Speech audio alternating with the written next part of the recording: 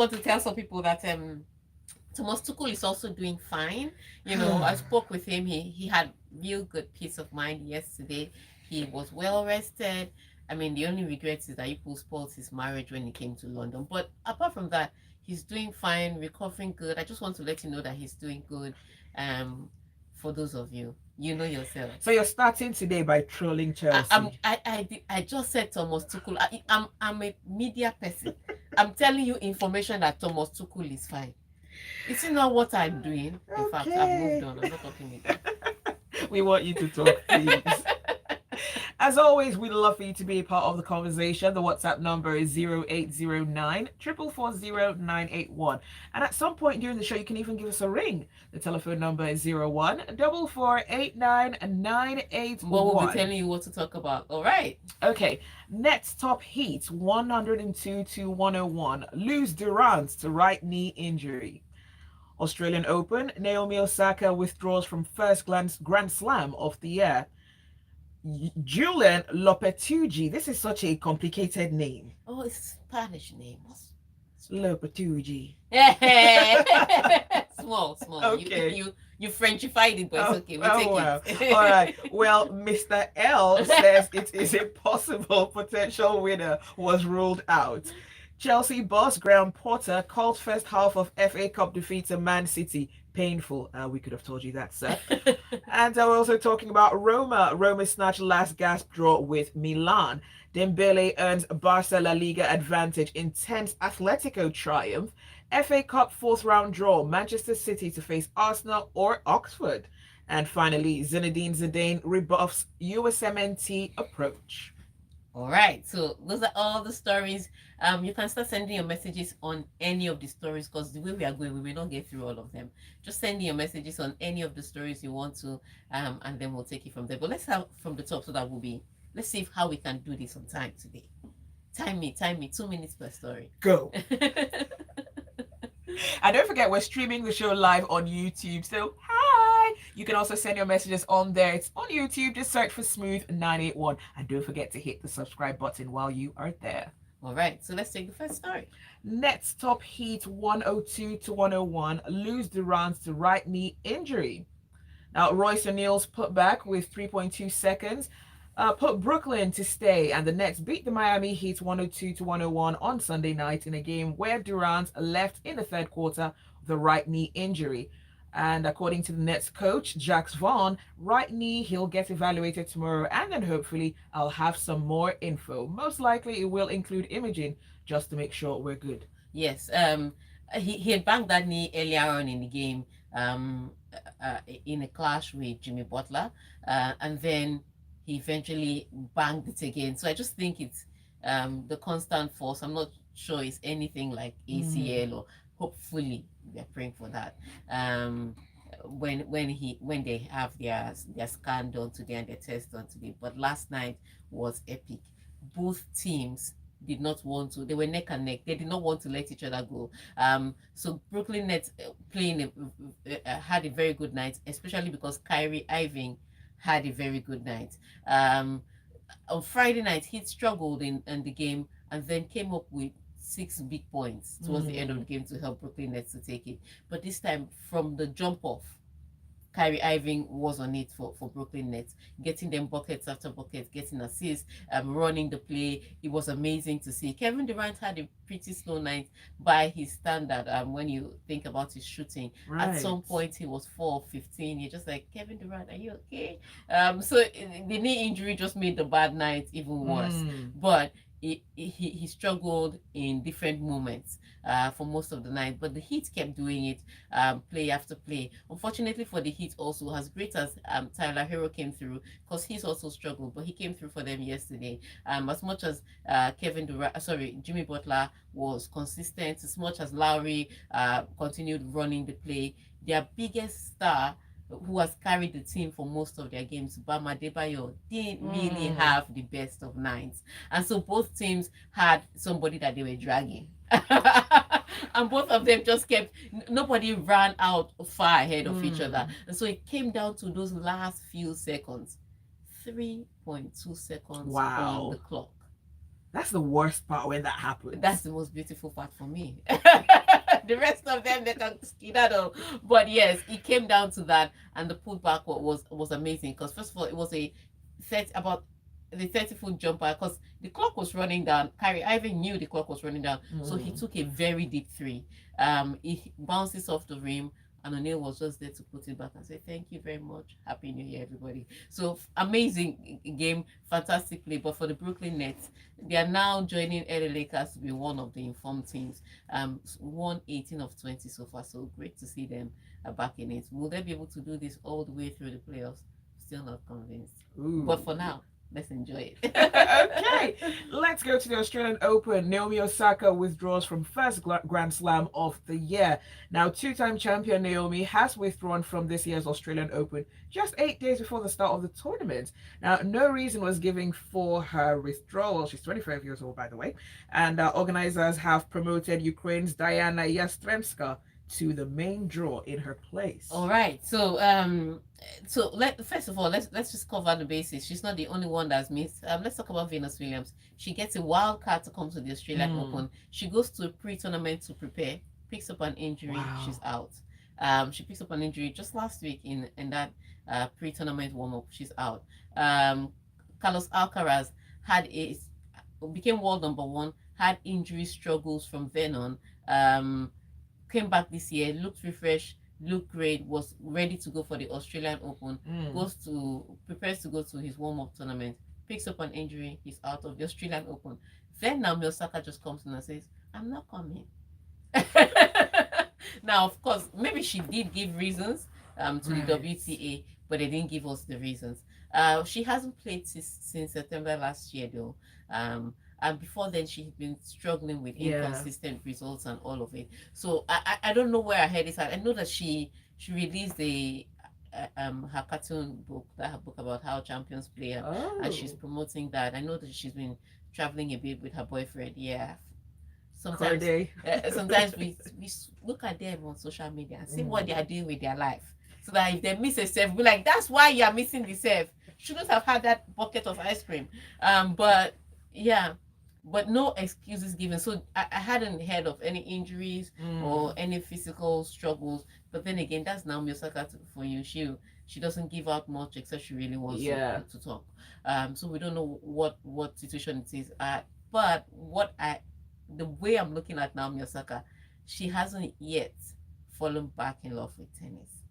You know, I was going to say she strikes me as someone that's going to have a short tennis career. I don't see her pulling a Venus or Serena and going on. Yeah, she hasn't. So with Ashley Barty, who retired, and by the way is having a baby soon. She's pregnant. With Ashley Barty, who retired, I saw Ashley Barty that she was going to have a short career, but not because she fell out of love with tennis, but because Ashley Barty, by the Australian Open last year, she looked contented that I've done what I'm supposed to do here. And Ashley Barty has lots of things. Like, she loves tennis, she loves cricket, she loves golf, and she's doing she loves traveling, she loves reading, she's doing everything at once. So I just always knew that the minute she felt like she was going to be fulfilled with one, she was going to move on to the next. So her retirement didn't come as a surprise to me. It was a matter of fulfillment. Okay, I've done well in tennis, now let me move on to something else. But with Naomi Osaka, I felt like she kind of fell out of love with tennis, and it started from poor results to now falling out with the media that supposedly loved her. And the media did love her too much. Well, when you're a black woman, you don't have any slip-ups. And she had a slip-up when she said, "I'm having struggles with mental health." So. I don't even think aside from that. I think aside from, I'm not speaking to the press. I was this press that really pampered you, because they always painted her as the angel and said, "See, Serena was such a terrible monster. This is an angel." Pit the black women against each other. Yeah, so I think she just fell out of love with tennis. So it's not like she's achieved all she can do, because she's one of those people that if she's back on it, she would actually give all those records a run for their money. Unfortunately, that's what I think. I don't know what the story is, but I think she's not enjoying her time on the court anymore, and that's why she has written that book, so she can start a new career and have money to fall back on for the future. I mean, Ons Jabeur signed on with her brand management agency. You know, she co-owns a brand management Oh, agency. okay. I did So not she know has that. athletes actually signing on to be run by her. So she's doing good. She's You getting know, she's getting paid. paid. All right. Can we take a few messages? Not yet. Not yet. Okay. So let's go on to Julian Lopetugi. Please pronounce this name, Tega. Yeah, Julian Lopetegui. Julian, okay. That has a nice drawl on it. Well, it says it's impossible potential that winner was ruled out. So the Wolverhampton boss says it's impossible that his side had a potential winning goal ruled out in their FA Cup third round draw with Liverpool. Now, he went into referee Andre Madley's room with captain Ruben Neves. And after the game, he said the offside doesn't exist and that it was a pity because his players deserve to pass on to the next round. This makes a lot of sense. Yes, so let's go back to that game. It was the most ridiculous game. First of all, I will say this, and this is where I want your messages, and we'll soon open the phone lines eventually. But let's go back to that game. Let's look at that goal by that Mo Salah scored. I will say every day of the week, and I've said it before. The VAR in England very questionable. Because Mo Salah gets this ball. Yes, it bounces off the defender. Gets to Mo Salah, he scores a goal. However, at the time that the cross was made, Mo Salah was already offside. So if VAR is reviewing that, he should be offside, regardless of whether the ball came off the defender. Mo Salah was already offside from the beginning of that play. Offside goal. There's no planet in which that should be given. Well, in England it is. So first of all, that goal shouldn't have stood. So yes, you say, oh, it came off the defender, so it played him offside. Run back the play to the start of the cross, and you'll see that Salah was offside, so he should have been offside. That shouldn't have been a goal. But for this goal, they now come out at the end of the match with why they gave the offside, but they also say that the camera angle that they had for this VAR didn't cover everything. Wow. I was like, hey! Wow. This is a strange something. In England, you mean you don't have camera angle? Where people are beating traffic, you can catch. Okay, Tega, that's not the issue today. But that's not the issue today. Let's just focus on football. But yeah, and you know that yes, in the English Premier League, everything is in top shape. Everything is great. They have all the angles, but they didn't have in the FA Cup. And I understand that because of the FA Cup goes all the way down to the lower tier, so some of the arenas don't have as much technology as those in the Premier League. But these were two Premier League sides squaring off against each other. Technology cannot be a problem. And that's where I think I'm a little offended by the English FA. I'm like, beg the Premier League to help your condition. I mean, they're not their refereeing is not any better because it's the same referees they use anyways. But camera angle will not be an issue, and so that's why that winner was ruled off for Wolverhampton Wanderers. So yes, Wolverhampton Wanderers would have easily gotten to the next round after coming back against Liverpool. But camera angle. Wow. I remember seeing a tweet from Carly Kimmel. He used to play for Wolves, right? And he's like, someone explain what offside is again. And I was wondering. Yes, it was a madhouse because you give the goal to Mo Salah and then you cancel that third goal, and all of a sudden you're like, okay, you know what, somebody, hey, hold on, I need the rules explained. So it was that was going on with the Liverpool Wolverhampton Wanderers match. So there's going to be a replay. The only good news here is that there's going to be a replay. Yes, in the FA Cup they do if you don't get a clear winner, before you get to the I think it's quarters or semis, you have the replay, and then if during the replay you still can't be separated, then penalty shootout. Wow, interesting. All right, so let's take your opinion. What do you think on they've already told us they didn't have camera angle for the third goal, but the second goal, the second goal for Liverpool, that's the goal scored by Mo Salah. What are your opinions on the offside? We'll be taking those messages. Let's take them a few messages before we. Oh, let's go on a break. Yes.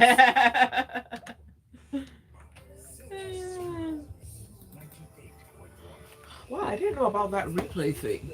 Oh yeah, it's replay. Wow. FA Cup replay, and then. Okay. So we'll start from this one. from Josh. All right, He and got then work his. our way up. Yeah. Okay. That, Withdraw because I have Bendel nothing on Insurance. Bendel Insurance. Okay. Listen to Total Football for that Bendel Insurance. Loves it when you don't get it down. Graham Potter. This And man. he's the next This one. guy had a mission to to kick a struggling man and drag him down even Well, further. he didn't hire himself, so he But I actually. heard my brother was telling me he used to coach the Brighton on one of those Yes. tiny clubs. So how do you take someone from there that hasn't He was really doing done no, much? no, And no. then He was doing very well. Really? And yes, he was doing very well. But And how can he match up to his expectations of being at I would Chelsea? say this: he was doing very well, and I've seen it several times where people have taken from nothing. Ateta didn't have any work before, didn't have any main work before he took Well, Arsenal. Exactly. he struggled a lot. And he struggled a didn't lot in the first 2 years. Exactly. Hello, people. This is Frank Donga, and you're listening to Smooth Breakfast. You're in the locker room with Tega and Zibby, 8:32. The phone lines are open. The WhatsApp message line has been open all show. We can see your messages coming through 0809 440 981. And should we go on to some messages? Yes, let's go to some messages. Okay, so this one is from Josh, and he says, Tega, good morning, and may your challenges lead to victories this year. Amen. I just have one question this morning. Has Diego Simeone, who is my boo, by the way, ever beaten Barca since he took up the job? It seems no matter the form Barca is in, once it comes to playing Simeone's boys, they are sure to take home at least a point. I think he has beaten Barca 5 times. Oh, that's good. Chimobi Victor from Alaba says, good morning. Kudos to Man City for demolishing Chelsea for the second time in a week. Wishing my darling Arsenal the very best of luck tonight. While for Liverpool and Alisson Becker, they keep disgracing themselves like Chelsea, like Liverpool. Okay, Chimobi, you're not nice this morning. Not remotely. Okay, Neumann says, how the mighty have fallen. Liverpool can't draw a game without help now. Man City squad depth isn't spoken about enough. How Pep keeps these quality players all happy with no tantrums is insane. With or without injuries, this team is still solid. Okay. And Tayo, let's scroll up. Tayo sent in a few. Tayo says, you can commit a crime and get away with it, courtesy VAR. And he says, my physical education teacher can do a better job than Graham Potter right now. You would think he's molding Chelsea, but no, he's just staining his hands with mud. What a way to remember your club hero, Gianluca Vialli. Chelsea fans better switch their support to the women's team. Pep was even lenient by not using his main team. What an embarrassment. He treated the whole team like dirt under the nails. Let's go on to the phone lines. Hello, good morning. Yeah, give us your name and your location. All right, go ahead with your thoughts. The Mo Salah goal. Time there'll be a clear offside. The flag will be down until a lot of other moves have been made, and then finally the flag goes up. That's totally different from what it used to be before. There was the argument that the reason why is that in case the goal is scored and then it was actually discovered it wasn't actually an offside and all that stuff. Now the point about the Salah goal was that at the time when the guy took the kick, Salah was obviously offside. But if the flag had gone off then, it would have been an offside. But then the defender trying to defend the ball, not knowing that Salah was offside, the ball touched his head. And so, it was now thinking that he was the one who headed the ball to Salah. Because by the time the defender had headed the ball, Salah had moved back from his offside position. He was no longer in an offside position when Salah was still offside when the ball came to him. He was offside all the way to the end. It was one full play.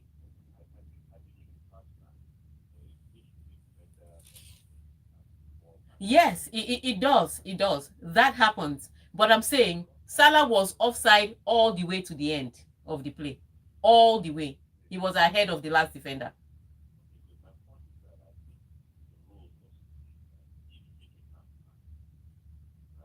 Yeah, I'm with you. I'm with you.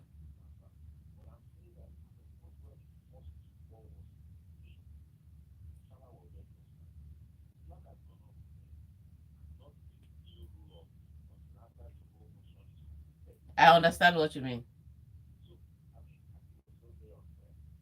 All right. Go right ahead. Thank you so much.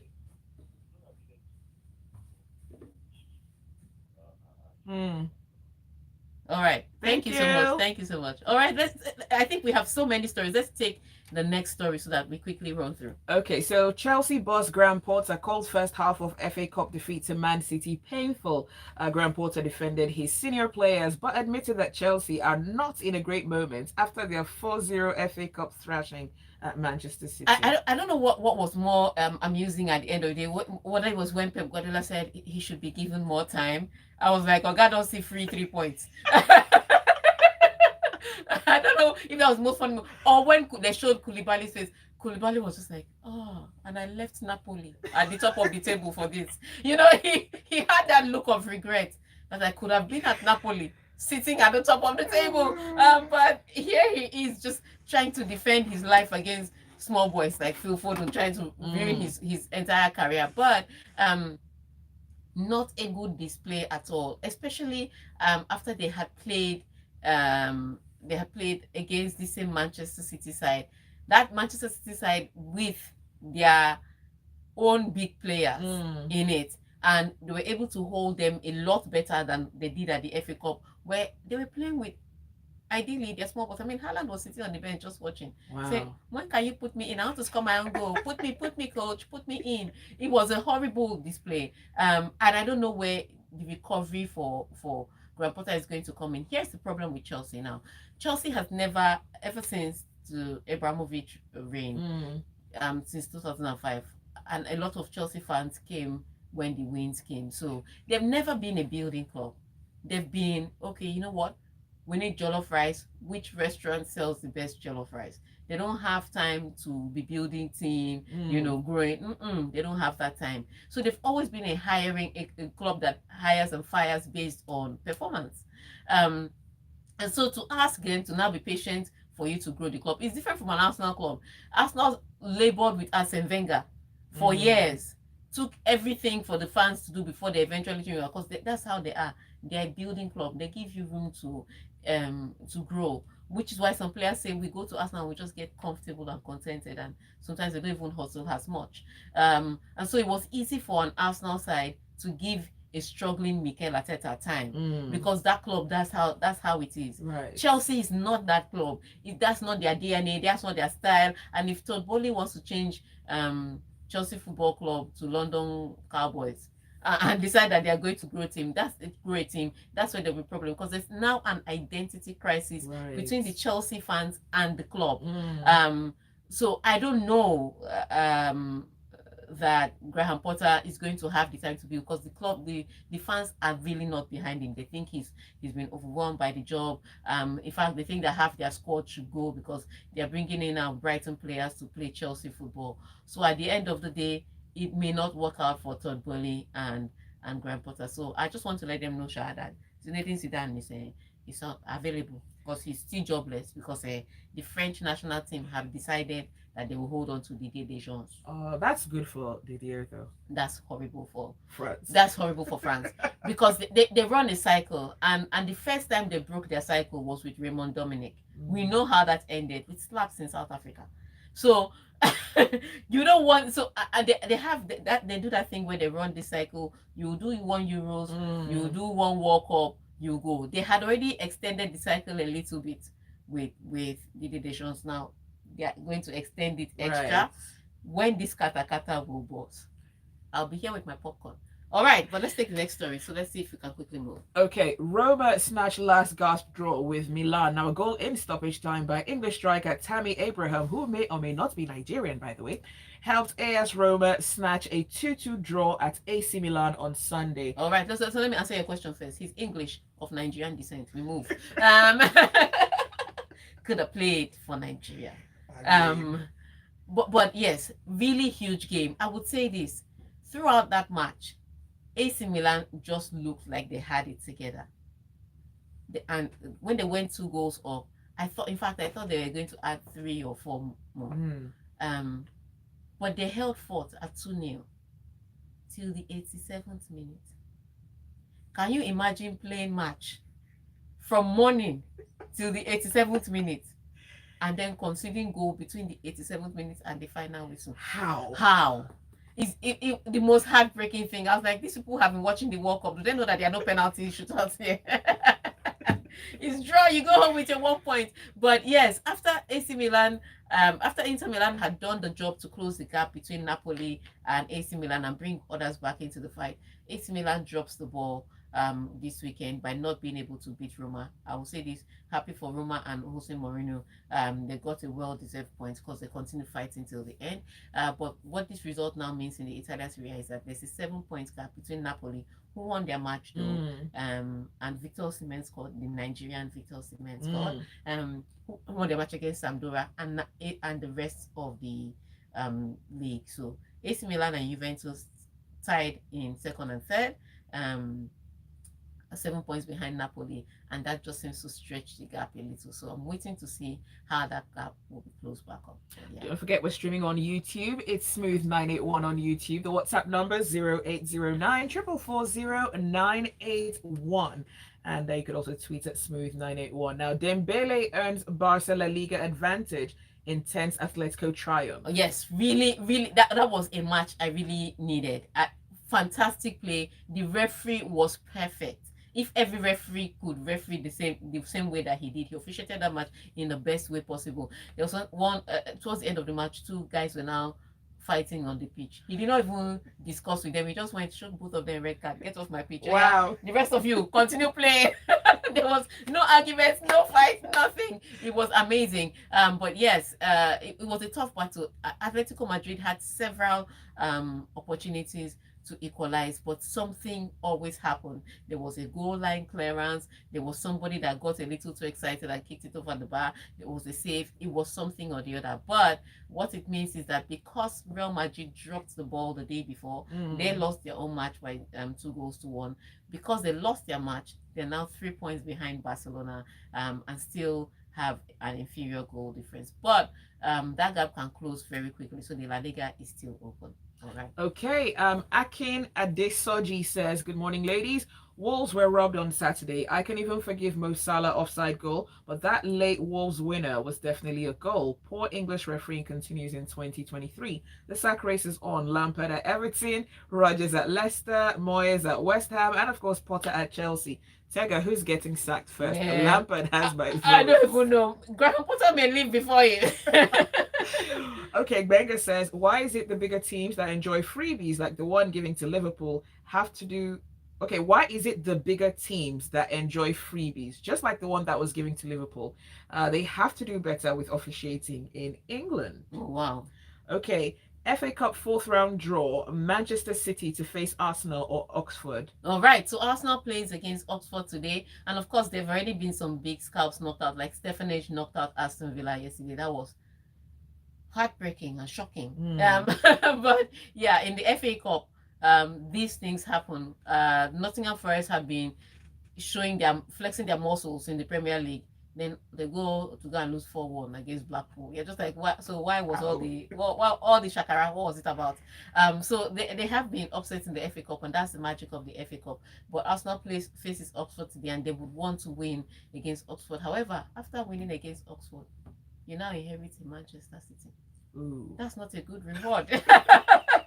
No, it's not. But Manchester United and Tottenham Hotspur, they get I think the most favorable draws in the FA Cup next. So we'll wait to see how this pans out for Arsenal. But tonight it's Arsenal Oxford. Who takes it? All right, and that is it for the locker room. Thank you so much, Tega. Thank you so much for having me, and thank you for all the messages and the phone calls. Maybe on Wednesday we'll have more time for phone calls. All right, that's it for Locker Room, but do stay with us. There's a lot more to come on Smooth Breakfast. In about 15 minutes at 9 a.m., we get talking on Lagos Talks. Oh, why didn't you read the messages from YouTube?